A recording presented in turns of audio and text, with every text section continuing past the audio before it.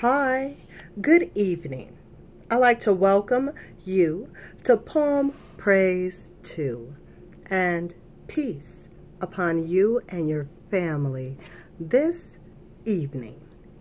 Now we are going to go ahead and get into Lies My Teacher Told Me. Everything Your American History Textbook Got Wrong by James W. Loewen. Currently, right now, we're on the preface. This is take number 2, okay? So I'm not going to hold you too long. Let's go ahead and get into take 2, right here on Poem Praise 2. So without further ado, it reads as such. An early page of Mississippi conflict and changed. Armed readers with 10 questions to ask of historical sources. We pointed out that writers' ideologies and locations and social structure usually influence what they write. At the same time, we noted any author may write the truth, so the reader must sift through her words, separating truth from falsehood. These questions can help. When and where did the author live? For what purpose did she or he write? What audience did she or he have in mind? What was the author's social class? What was his or her race, sex, age? What were his or her basic assumptions about black people, about white people, about Indians, or others? What was his or her ideology?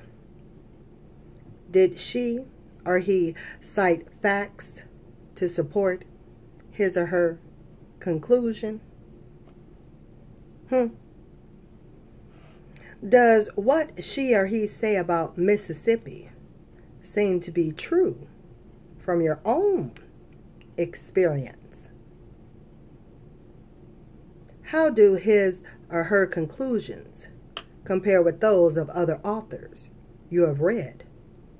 Is she or he biased? Is what she or he is talking about relevant to your life and to present-day society? Some of the above queries are at least mildly supervised. They suggest readers should not only examine what an author wrote, but also why. For decades later, U.S. history textbooks still do not provide students with similar tools for critical thinking. Textbooks avoid provocative words like ideology, which means one's understanding of how the social world works. Textbook authors also never invite students to critique their own work. Again, our Mississippi textbooks shows this can be done. For example, we noted that only 4 out of our 25 mini biographies were of women. Has the book therefore been guilty of discrimination against women? We then ask. Such a question implies that children can think for themselves, which then helps them to learn to do so. When students are asked to assess, but only to remember, they do not learn how to assess or how to think for themselves. I give these examples not to tout an old book, now out of print, but to show that textbooks could help students develop critical reading skills, even before the web. When the mainstream media were the main sources of news, students needed to read critically. All too often, reporters simply wrote stories based on press releases by people in office.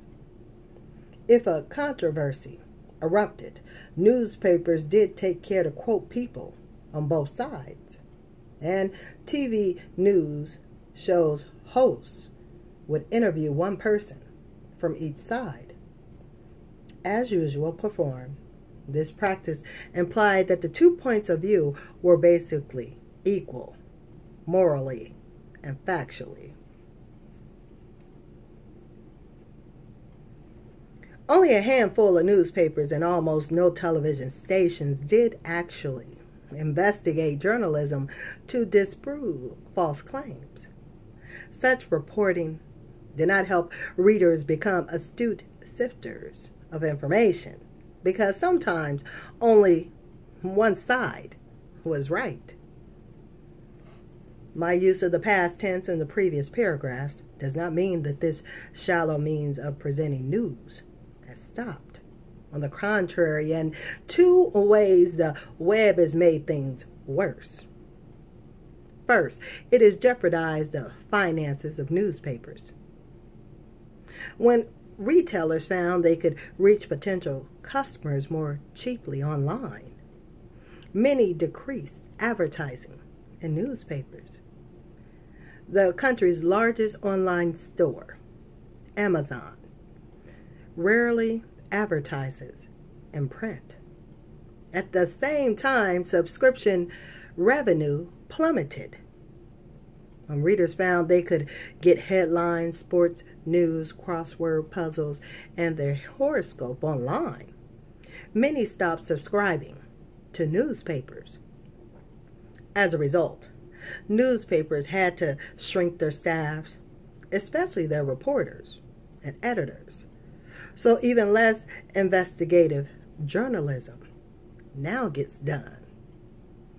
As Kellyanne Conway, a counselor to President Trump, inventor of the term all alternative facts, put in, I'm old enough to remember when news stations reported the news and didn't just have a parade of pundits going out there and opinionating. Moreover, television news programs have learned that booking flamboyant extremists on each side makes for more entertaining viewing, hence higher ratings, than serious journalism. Again, this means less news gets presented, and the various viewpoints that remain seem to be presented as moral and factual equivalents. Second, the plethora of outlets on the web means that people can get news stories, including fake news, otherwise known as hoaxes, that suit them. If they are left-wing, they can subscribe to Daily Kos, K-O-S, and Huffington Post. If they are right-wing, they can subscribe to Breitbart or the Drudge Report. Less often do they subscribe to outlets that provide several points of view. As a result, their thinking rarely gets challenged.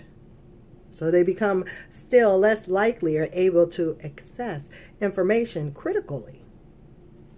All right, during Donald Trump's presidency, even on clear matters of public record, such as the size of the crowd that attended his inauguration, President Trump has lied.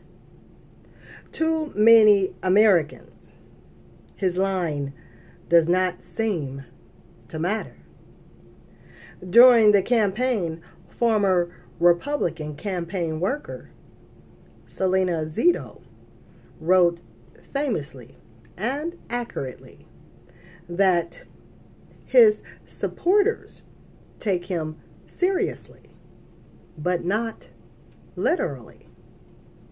This interesting response diminishes the importance of truth in our culture. They all lied. Some Americans say referring to politicians and also to the media. Consequently, there is no such thing as truth. So you might as well simply believe or choose not to question the candidate of news source that you like best. Cynicism has replaced skepticism instead of truth and falsehood. They are facts and alternative facts. To quote Conway, luckily some investigative journalism still gets done.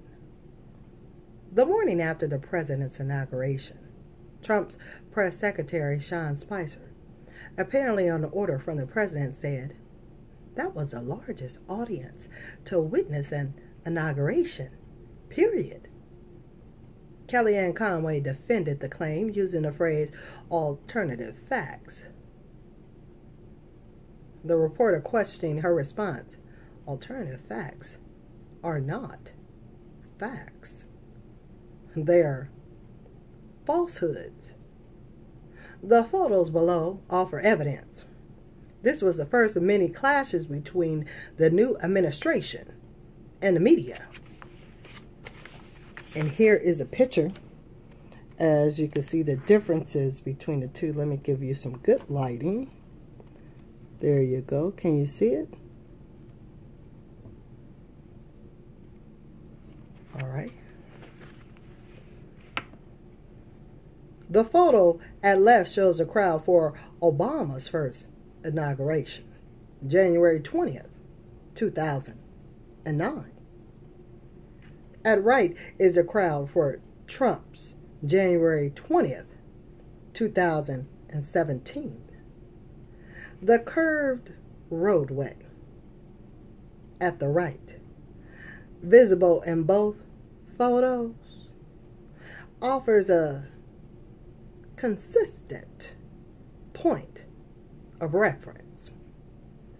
Experts concluded that Trump's crowd was about a third as large as Obama's.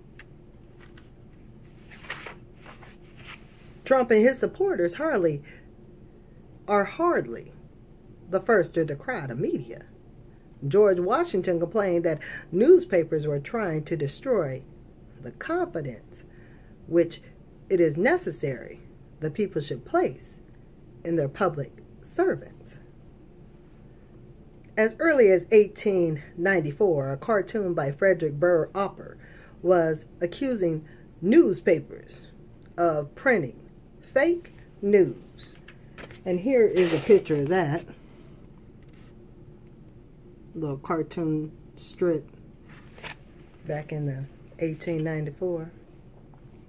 Now I see that we are coming up on 14 minutes, I see.